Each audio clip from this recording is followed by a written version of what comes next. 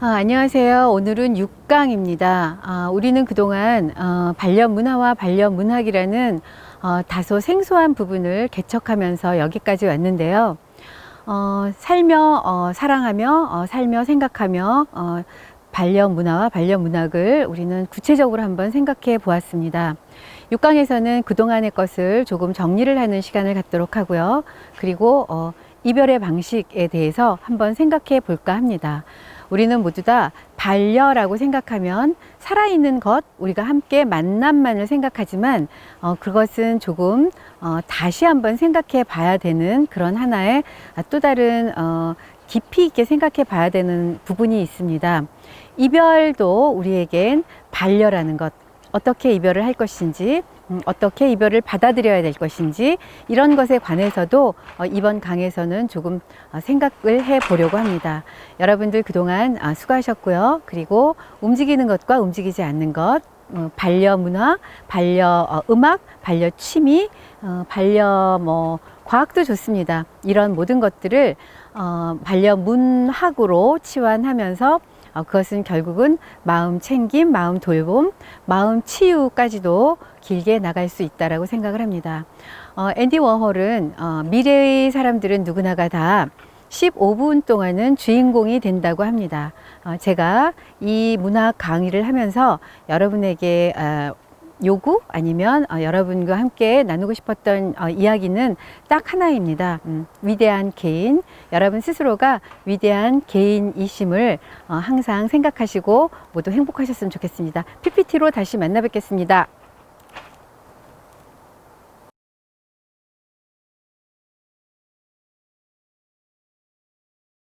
자, 이제 다시 본강으로 들어왔습니다. 어, 이번 강은 당신을 사랑합니다 하면서 이제 여러 가지 이별의 방식 이런 것들을 한번 이야기해 보려고 합니다. 옆에 그림은 렘브란트의 그림이고 개인적으로 좋아하는 그림인데요. 왜 좋아하는데? 이렇게 물으면 사실은 잘 몰라요. 그런데 어, 이 탕자라고 얘기를 했으므로 아마 이 탕자는 뭔가 그 가족에게 불이익을 끼치지 않았을까요? 이제 그럼에도 불구하고 그 아버지는 돌아온 아들을 따뜻하게 맞이합니다. 뭔가 이제 개인적인 어떤 생각으로는 어, 나 역시 뭐 그렇게 좋은 딸이 아니었기 때문에 그래도 저 같은 경우에는 사랑을 해주는 부모님이 계셔서 여태까지 살아있는 거 아닐까? 뭐 이런 생각을 하면서 탕자의 입장을 나라고 생각을 하고 저렇게 따뜻하게 보듬어주는 저 손, 그것을 아버지, 엄마, 뭐 이렇게 생각하는 거 아닐까 생각을 하는데요. 왜? 라고 물어보면 글쎄요 라고 대답을 합니다. 우리들은 모두 너머를 꿈꾸죠. 어떻게 보면 은유의 세계를 꿈꿉니다. 근데 이제 그 반려문화와 반려문학이 계산을 모르는 목적지로 가는 우리들의 동행자였으면 좋겠다라는 생각에서 제가 반려문화와 반려문학을 들고 여러분 앞에 나섰습니다. 음, 그 따뜻한 마음과 마음 치유를 쭉 하고 타인에게 따뜻하게 건너가서 함께 손잡으면서 그 목적지를 알 수는 없지만 거기까지 가는 그날까지 우리가 따뜻했으면 얼마나 좋을까 뭐 이런 생각을 하면서 이 강좌를 시작했고 오늘이 그 끝강입니다, 여러분. 자, 끝까지 오늘 잘 들어주시면 감사하겠습니다. 친구가 방금 보내준 사진인데 어, 봄이 아름답다고 생각을 했었어요. 그런데 유난히 올해는 가을이 정말 처연하게 아름답습니다. 그렇다면 언제나 봄은 봄대로, 여름은 여름대로, 가을은 가을대로, 그리고 또다시 앞으로 다가올 겨울은 겨울대로 우리는 다 아름다움을 볼 수 있는 넉넉한 가슴이 있는 것 아닐까요? 이 가을 저 소실점 없는 하늘을 바라보는 여유 또한 우리들의 문화일 수 있고 그것은 다시 문학으로 치환이 될 수 있겠지요. 여러분의 가을을 축복합니다. 제가 그 문학 수업을 맨 처음에 학생들에게 할 때, 이번 학기에도 마찬가지고, 지난 학기에도 마찬가지고, 언제나 이 질문을 합니다. 여러분, 최초의 기억은 무엇입니까? 그것은 저하고 연결이 돼 있는데요. 제가 기억하는 최초의 기억은 뭔가 이렇게 막 굉장히 그 하얀 나비 같은 것이 산등성이를 이렇게 돌고 돌고 돌아가는 상여였어요. 나중에 엄마한테 물어보니까 그것은 그 할아버지가 돌아가셔서 꽃상여를 들고 그 산등성이를 동네 사람들이 다 가는 그런 장면이었다고 얘기를 하는데요. 그때 뭔가 곡소리가 나긴 났는데 굉장히 아름답다는 생각이 들고요. 그 생각이 저는 제 어린 날에 그 기억나는 최초의 기억입니다. 그래서 어쩌면 그렇게 산등성이를 돌아가는 그 저 아름다운 나비떼처럼 여기서 저기로 건너가는 것은 아름다운 일일지도 모른다는 그 묘한 문학적인 생각이 있는데요. 어쨌든 여러분 최초의 기억은 무엇입니까? 한번 연필을 들고 최초의 기억에 대해서 한번 써보는 건 어떨까요? 여러분의 최초의 기억이 궁금합니다.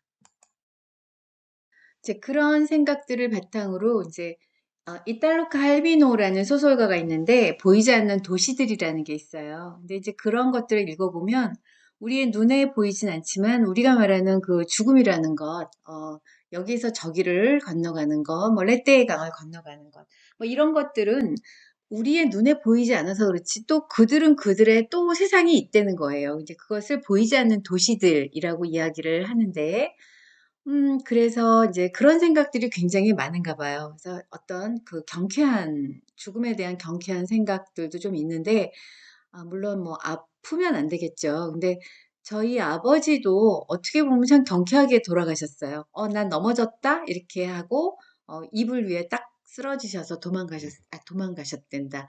돌아가셨어요. 도망간 거죠. 제 입장에서는.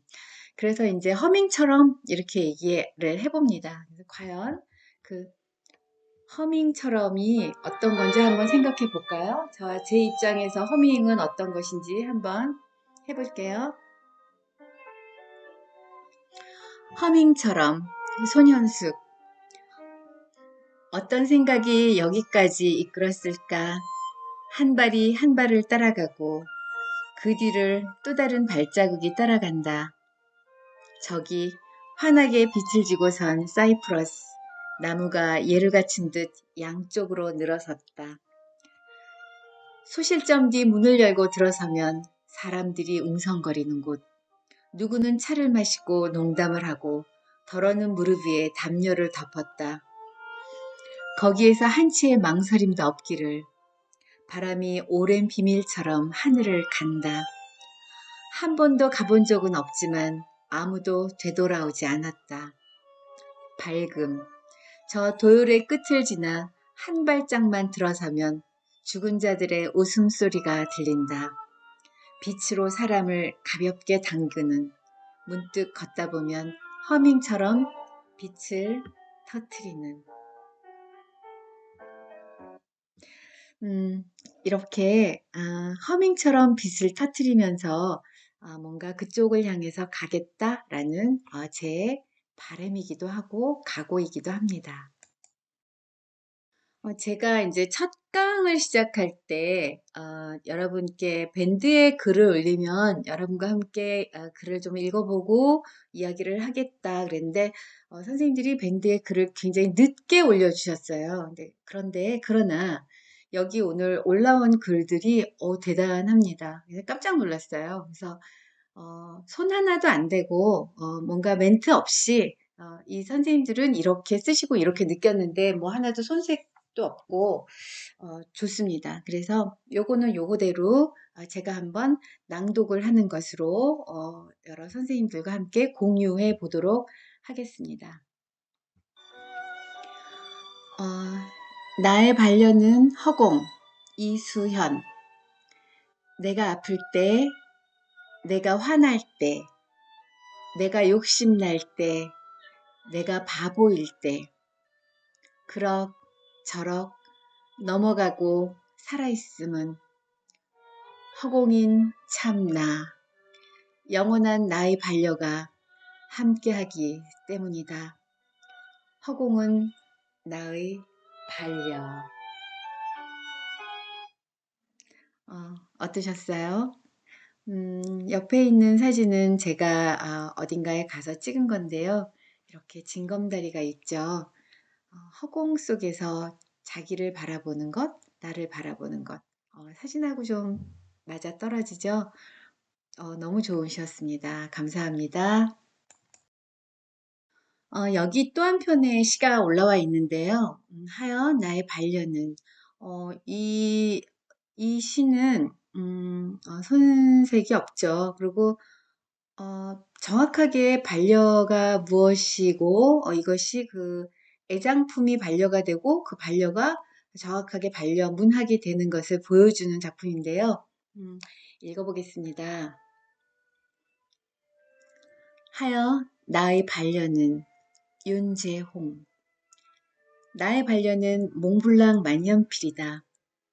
책상 위 고정 위치에 있는 그가 없을 때 마음이 불안해지기까지 하니 어지간히 정이 들었다.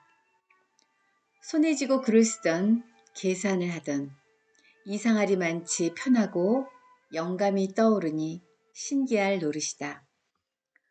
고가의 만년필을 내 돈 주고 살 일은 만무이고 평가위원 시절 증정받은 것이니 기분 좋은 경험이 한몫한 것일까. 글이 안 돼서 짜증날 때 손에 쥐고만 있어도 다소 위안이 된다. 하여 반려는 단연 그놈이다.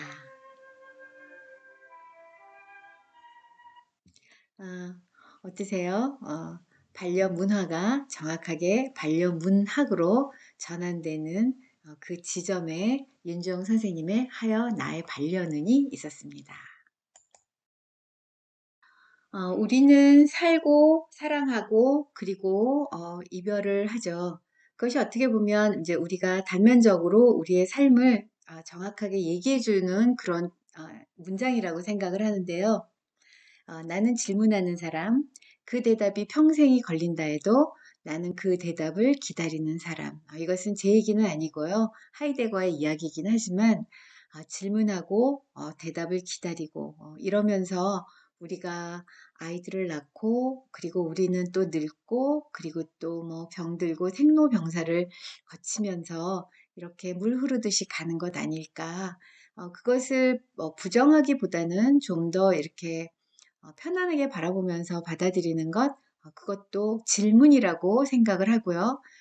그것을 좀 기다려 보는 것, 그래서 기다리는 동안이 우리들이 그 시간을 바라보는 것, 뭐 이 정도로 한번 생각을 해봤습니다. 그 안에 사랑이 있고 이별이 있고 거기에는 또 미움도 있겠죠. 미움 역시 우리들의 반려 문화라는 것. 뭐 문화라기보다는 반려죠. 함께하는 것. 미움도 우리들이 살아가는 동력이 되잖아요. 그런 것들도 한번 생각해 보았습니다. 그렇다면 시간이라는 것에 대해서도 조금은 생각을 하고 지나가야겠죠. 그래서 아우구스티누스는 이렇게 얘기를 했대요. 시간이 무엇이냐고 묻지 않으면 시간이 무엇인지 알 것 같대요. 그런데 누가 시간이 무엇이냐고 물어보면 시간이 무엇인지 모르겠다고 고백한 바가 있다고 합니다. 선생님들은 어떠세요? 시간이 뭐죠? 라고 제가 여쭤보면 대답을 할 수 있을까요? 그렇게 뭔가 그 시간이라는 것에 대해서는 좀 우리가 생각해 봐야 되는, 그래서 돌아오지 않는 것이 있다면, 그것이 시간이라면, 내가 지금 가고 있는 이 지금 현재 이것을 좀 더 가열차게 살아야 되는 건 아닐까? 뭐 이런 생각 해보면서 가볍게 넘어갑니다. 밴드에는 이런 것도 올라와 있었는데요. 뭔가 그 49일 동안 누군가를 애도하는 그 애도 일기, 롤랑 바르트만 애도 일기를 쓴 것이 아니고 한 개인이 이런 애도 일기를 쓴 것이 올라와 있어서 굉장히 감동적이었고 놀랐습니다. 이현정이라는 사람이 지은 건데요. 뭔가 그 반려를 반려하는 것, 이제 우리가 잘 놓아주고 잘 보내주는 것, 이런 것을 쓰면서 누군가를 애도했고, 이 아내는 오빠를 애도했다고 그러더라고요. 그래서 이 다음 시에 올케가 있는 거 보니까, 그래서 당신이 진정 누군가를 사랑했다면 잘 보내주는 것도 반려 문화입니다. 라고 저희는 이야기를 하고 있습니다. 그래서 49일간의 소리향 제목도 참 좋고요. 이렇게 그 49일 동안 매일매일 우리 곁을 떠나간 자의 이야기를 써보는 것도 간단한 일은 아닌 것 같습니다. 굉장히 궁금해지는데요. 이분의 사연은 어떤지 요 다음 글에서 한번 보도록 하겠습니다. 어, 제가 이제 밴드를 켰는데요. 여기에 그 쭉 꿈의 전갈이라는 게 올라와 있네요. 그런데 이제 아마 꿈에서 남편이 이제 죽었나 봐요. 그래서 막 대성통곡을 하고 막 그랬는데 눈을 뜨니까 이제 남편이 옆에서 있고 이제 안심을 했는데 여기서부터 이제 움직이는 남편이 정말 고마웠다. 그런데 꿈이라서 얼마나 다행인지 모르는 이 일이 우리 올케에게는 현실이구나 생각하니 마음이 찢어질 것 같다. 남편 없는 명절을 보내고 남편 없는 생일을 맞을 우리 올케. 잘 챙기라는 오빠의 전갈인가 보다. 뭐 이런 식의 그 애도 일기 속에는 있는가 봅니다. 제가 읽으면서 많이 먹먹했는데요. 밴드에 올려주셔서 고맙습니다. 잘 읽었습니다. 우리는 이제 통상적으로 반려라고 얘기하면 뭐 반려동물을 이야기하죠. 그래서 반려동물과 함께 하면서 위로도 얻고 이제 함께 살아가는 거죠. 근데 이제 어디서 들었는지는 잘 모르겠는데 이게 아마 어떤 영화의 한 장면이었던 것 같은데 뭐 이름 지어주지 마. 그러면 정든단 말이야. 이제 이런 대사가 있었어요. 그래서 우리가 맨 첫 시간에 다육이 같은 것을 오프라인이라면 다육이 같은 것을 만지면서 처음에 그 이름을 지어주는 것부터 시작을 합니다. 그리고 이제 끝 시간까지 이제 물 주고 키워 나가는 것까지 하고 그다음에 뭐 화분해주고 그 이름이 정말 중요하죠. 그래서 정말 자기가 뭐 어떤 분은 감자라고도 짓고 어떤 분은 그냥 명식이라고 진짜 사람의 이름을 갖다 붙이기도 하고 막 이러는 걸 봤는데요. 우리가 만약에 누군가 또 이제 운전하는 것을 얼마 전에 친구가 18년 된 차를 이제 폐차하면서 굉장히 마음이 그랬다고 정이 많이 들었다고 얘기를 해요. 그 정도 되면 차하고도 이야기를 하지 않을까 싶을 정도인데요. 이제 그래서 이제 이름이나 누군가의 그 우리가 아까 지난 강에서 이름을 불러주면 그에게 가서 이제 의미가 되었다는 얘기도 했잖아요. 그래서 이름을 지어주면 이제 이별이 힘들어지죠. 그래서 이 이름에는 사랑이라는 것도 들어가잖아요. 그래서 그런 것들도 한번 생각을 해봤는데 우리가 그 진화학자한테 들었는데 진화론적인 용어에서 보면 반려동물을 이제 키운다는 말은 어폐가 있다고 한대요. 그가 왜 그러냐면 사실은 같이 큰대네요. 그 반려인 어떤 그 대상이 나를 키우는 것도 있다고 얘기를 합니다. 그래서 일방적으로 내가 키운다는 말은 어폐가 있다고 이제 얘기를 하고요. 뭐 동물이 바라보자 그 앞에서 나는 알몸이 된다라는 거는 그 눈빛을 바라본 사람들은 알잖아요. 그죠? 그 경험들 해보셨죠? 그래서 자, 이제, 어, 정말로 이제 마지막을 향해서 가는데 우리들의 반려는 누구이고 혹은 무엇입니까? 제가 여러 선생님들과 저 자신에게 질문을 해봅니다. 이제 그것을 문학으로 온전히 데려와서 이제 한 몸으로 품어보는 것. 거기에 반려 문화와 반려 문학의 해답이 있지 않을까 생각을 합니다. 내가 이 시를 쓰는 가을에 건 조병화 시인의 시 조병화. 내가 시를 쓰는 건 내가 낭독해 시를 쓰는 보겠습니다. 건 나를 버리기 위해서다. 나를 떠나기 위해서다. 나와 작별을 하기 위해서다. 하나를 쓰고 그만큼, 둘을 쓰고 그만큼, 셋을 쓰고 그만큼 나를 버리기 위해서다. 너에게 편지를 쓰는 건 언젠가 돌아올 너와 나의 이별, 그것을 위해서, 너를 버리기 위해서다. 너를 떠나기 위해서다. 너와 작별을 하기 위해서다. 아무렇게나 버리기엔 너무나 공허한 세상, 소리 없이 떠나기엔 너무나 쓸쓸한 우리, 그냥 작별하기엔 너무나 깊은 인연. 내가 시를 쓰는 건 하나하나 나를 버리기 위해서다. 하나하나 나를 떠나기 위해서다. 하나하나 나를 잊기 위해서다. 그와 같이 내가 내게 편지를 쓰는 건 머지않아 다가올 너와 나의 마지막 그 이별, 그걸 위하여 하나하나 너를 버리기 위해서다. 하나하나 너를 떠나기 위해서다. 하나하나 너를 잊기 위해서다. 감사합니다. 감사합니다. 여기까지가 제가 여러분에게 여태까지 이야기해왔던 반려문화와 반려문학의 마지막입니다. 모두 쉽지 않은 그 개념을 가지고 6강까지 따라와 주셔서 고맙습니다.